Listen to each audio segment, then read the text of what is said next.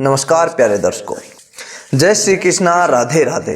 दोस्तों, एक परिवार में अलग अलग व्यक्तित्व के लोग होते हैं जिनकी पसंद नापसंद, उनके जीवन जीने का तरीका एक दूसरे से अलग हो सकता है। उनके बीच में वैचारिक मतभेद हो सकता है और परिवार के सदस्यों में लड़ाई झगड़ा होना, अनबन होना एक आम बात है।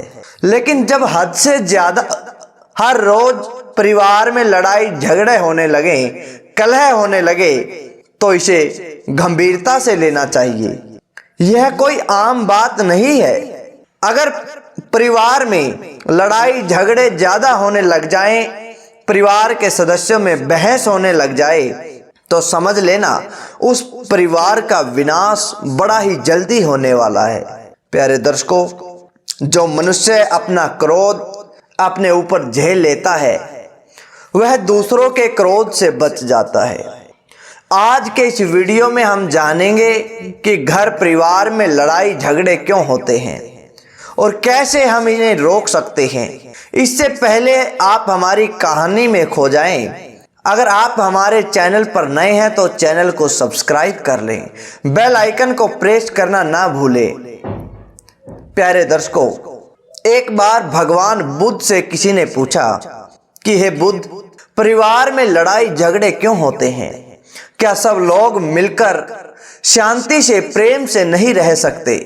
इस बात को सुनकर भगवान गौतम बुद्ध मंद मंद मुस्कुराने लगे और कहने लगे कि देखो, संसार इसी का नाम है।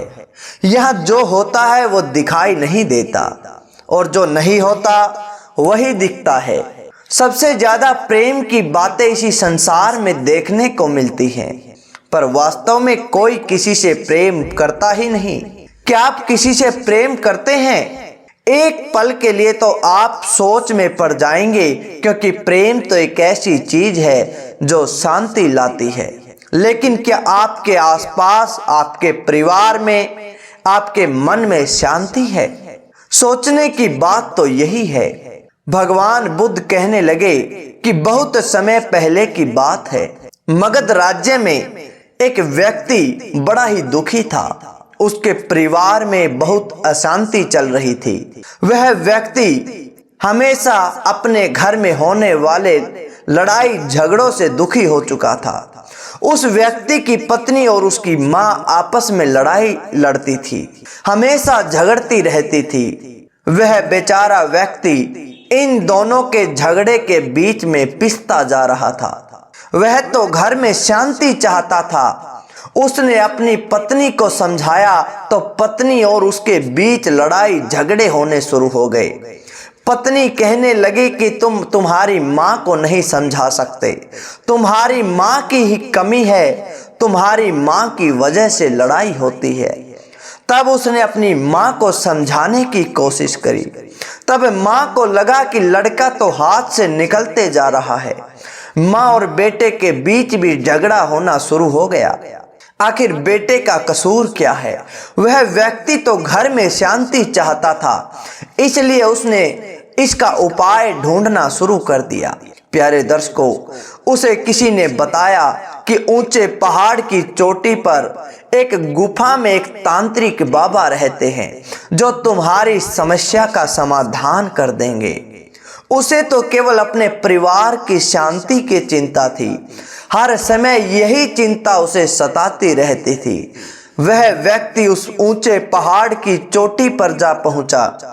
वहां उसने देखा कि उसकी पत्नी उस तांत्रिक की गुफा से बाहर निकल रही थी।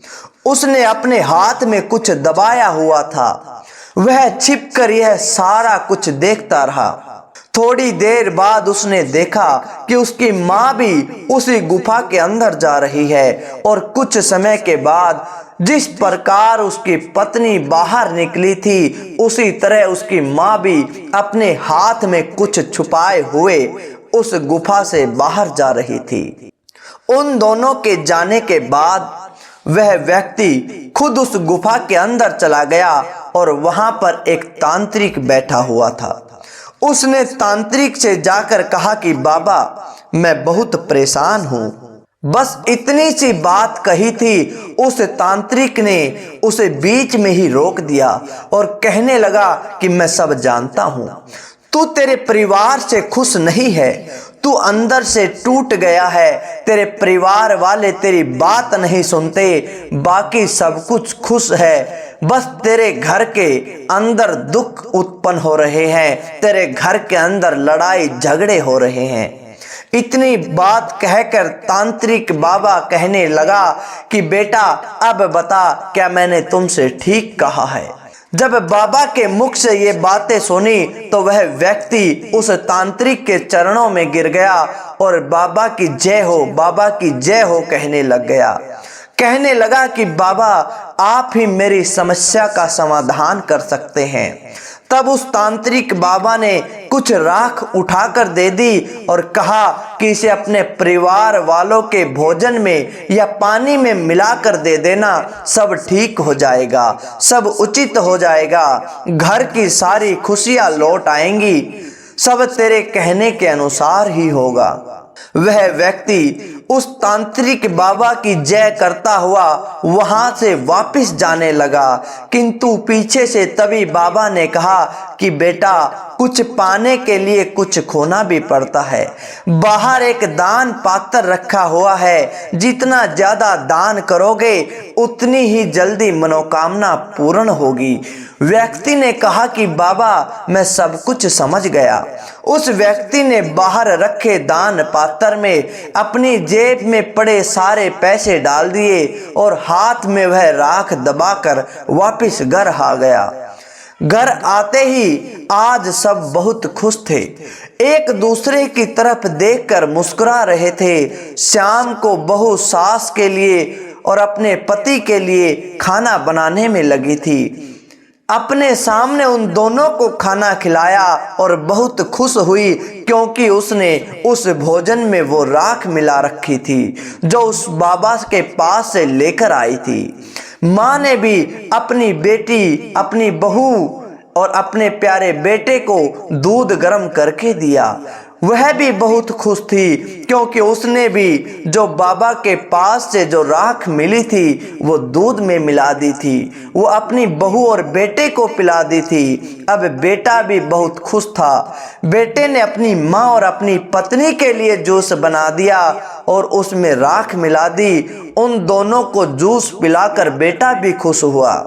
कुल मिलाकर कहने का मतलब ये कि आज घर में सारे के सारे खुश थे, सब अपने आनंद में थे। सबको अगली सुबह की परिणाम की उम्मीद थी कि कल क्या होगा। हर किसी को सुबह का इंतजार था। सुबह हुई और सुबह से वही काम फिर से शुरू हो गया। बेटा कहने लगा कि मेरे लिए खाना बना दो, मुझे काम पर जाना है। तब माँ ने कहा कि मैं खाना क्यों बनाऊं, क्या मैं तुम्हारे घर की नौकरानी हूँ? उधर बहू भी कहने लगी कि आज खाना मैं नहीं बनाऊंगी, आज तो खाना केवल माँ बनाएगी।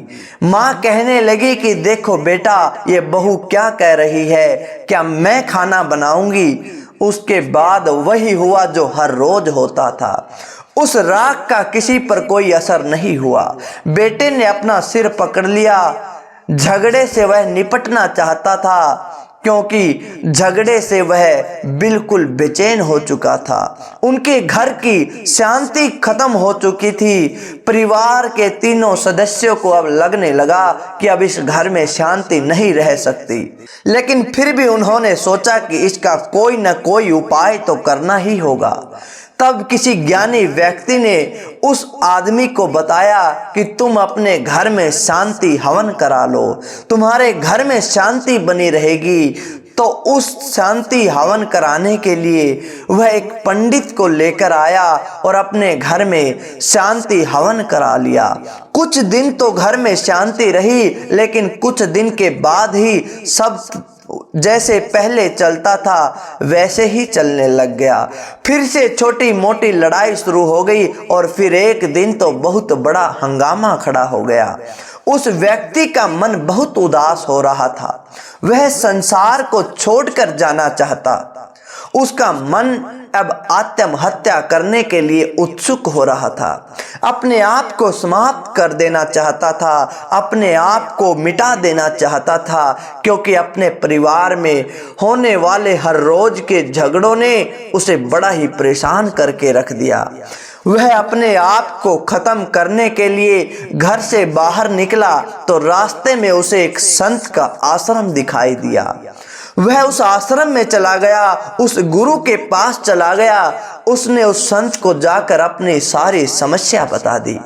तब वे संत कहने लगे कि बेटा, इसमें आत्महत्या करने जैसी तो कोई बात नहीं है। यही तो संसार है। संसार में हो तो संसार की तरह जियो। इस संसार को जीना है, इससे भागना नहीं है। मैं जो तुम्हें बता रहा हूं वैसा ही तुम अपनी पत्नी को और अपनी मां को कहना, सब ठीक हो जाएगा। अब गुरुजी ने उस व्यक्ति को कुछ बताया और वह व्यक्ति अपने घर चला गया। उसने अपनी पत्नी से कहा कि देखो, दूसरे गांव के बाहर एक गुरु का आश्रम है, वहां जो भी जाता है उसकी सारी समस्या का समाधान हो जाता है। गुरु उसकी सारी समस्या का निवारण कर देते हैं। इतनी बात सुनकर पत्नी ने कहा कि तुम मुझे क्यों बता रहे हो, मुझे इसमें कोई दिलचस्पी नहीं है। फिर उसने यही बात अपनी माँ से कही। कहने लगा कि माँ, दूसरे गांव में एक चमत्कारी गुरु हैं, उनसे जो भी मांगो वो पूरा कर देते हैं, मैंने खुद देखा है। माँ ने कहा कि मुझे क्यों बता रहे हो, तुम उसके पास जाओ और अपनी मनोकामना पूर्ण करा लो। अगले दिन निराश होकर वह व्यक्ति उस गुरु के पास आता है और देखता है कि उस गुरु के आश्रम से उसकी पत्नी निकल रही थी और थोड़ी देर के बाद ही उसकी माँ भी उस आश्रम के अंदर जाती है और वो भी फिर वापस आ जाती है। कुछ देर के बाद जब वे दोनों वहां से चली गई तो उस व्यक्ति ने आश्रम में प्रवेश किया और गुरु से कहने लगा कि गुरुदेव, कल तो वे दोनों मना कर रही थी और आज अपने आप ही चली आई। मुझे इन दोनों की बात समझ में नहीं आ रही। तब इतनी बात सुनकर गुरुदेव कहने लगे कि बेटा, लालच सबको खींच लेता है। ऐसा लालच जो चमत्कार से जुड़ा हो व्यक्ति तो खींचा चला आता है। अब आओ और देखो, तुम्हारे घर में सब ठीक होगा। अगर कभी छोटे मोटे झगड़े हो भी जाएं तो कभी किसी का पक्ष मत लेना। वह व्यक्ति अपने घर चला जाता है, अगले दिन का इंतजार करने लगता है।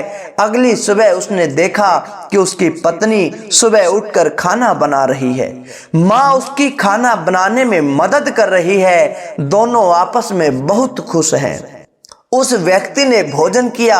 यह सब देखकर उस व्यक्ति को अपनी आंखों पर विश्वास नहीं हो रहा था। उसे लग रहा था कि जैसे कुछ चमत्कार हो गया हो। पत्नी ने माँ के पैर भी दबाए और माँ ने थोड़ी देर बाद बहू को पैर दबाने से मना कर दिया। उसके घर का माहौल ही बदल गया। धीरे धीरे समय बीतता रहा। घर में जो छोटे मोटे लड़ाई झगड़े भी होते वे बड़े प्रेम से सुलझ जाते थे। वह व्यक्ति उस दिन का इंतजार करने लगा कि जैसे कभी पहले घर में हुआ करता था, किंतु वैसा दिन कभी आया ही नहीं। 1 वर्ष बीत गया। इस परिवार पर बहुत सारी मुसीबत भी आई, किंतु परिवार के तीनों सदस्यों ने उसे आपस में मिलकर सुलझा लिया। तीनों एक दूसरे की हिम्मत बन गए। 1 साल बीत गया और वह व्यक्ति उस गुरु के पास जा पहुंचा। कहने लगा कि गुरुदेव, 1 वर्ष पहले मैं आपके पास आया था, तब आपने मेरी पत्नी और मेरी माँ से कुछ कहा था। मुझे नहीं पता कि आपने क्या कहा और क्या नहीं, पर तब से आज तक वह दोनों माँ बेटी की तरह रहती हैं। एक दूसरे से लड़ाई झगड़ा भी नहीं करती, एक दूसरे का ख्याल रखती हैं। आपने उनसे ऐसा क्या कहा था? तब गुरुदेव कहने लगे कि बेटा, संसार का नियम है, यहाँ कोई प्यार नहीं करता, प्रेम नहीं करता। प्रेम के नाम पर सब कुछ करते हैं किंतु प्रेम नहीं करते। तुम देखते हो 2 राजा आपस में लड़ते हैं, 2 देश आपस में लड़ते हैं, 2 राज्य आपस में लड़ते हैं। यहाँ हमेशा ऐसा ही होता रहा है। ऐसा ही होता रहेगा क्योंकि इसकी जड़ परिवार है। क्योंकि परिवार में प्रेम नहीं है बल्कि एक दूसरे पर अधिकार करने की प्रवृत्ति है। हम एक दूसरे पर अधिकार कर लेना चाहते हैं, एक दूसरे को जीत लेना चाहते हैं, हम अधिकार जमा लेना चाहते हैं, हम सामने वाले को खुला नहीं छोड़ना चाहते। दो राजाओं के बीच भी युद्ध चलता है, बिल्कुल ऐसे ही युद्ध परिवार के दो सदस्यों के बीच चलता है। यही हम बचपन से सीखते हैं। राजनीति की शुरुआत हमारे परिवार से ही होती है। उस व्यक्ति ने कहा कि गुरुदेव, मैं आपकी बात को समझ गया हूँ, परंतु आपने मेरी पत्नी और मेरी माँ से ऐसा क्या कहा वे सुधर जाएं।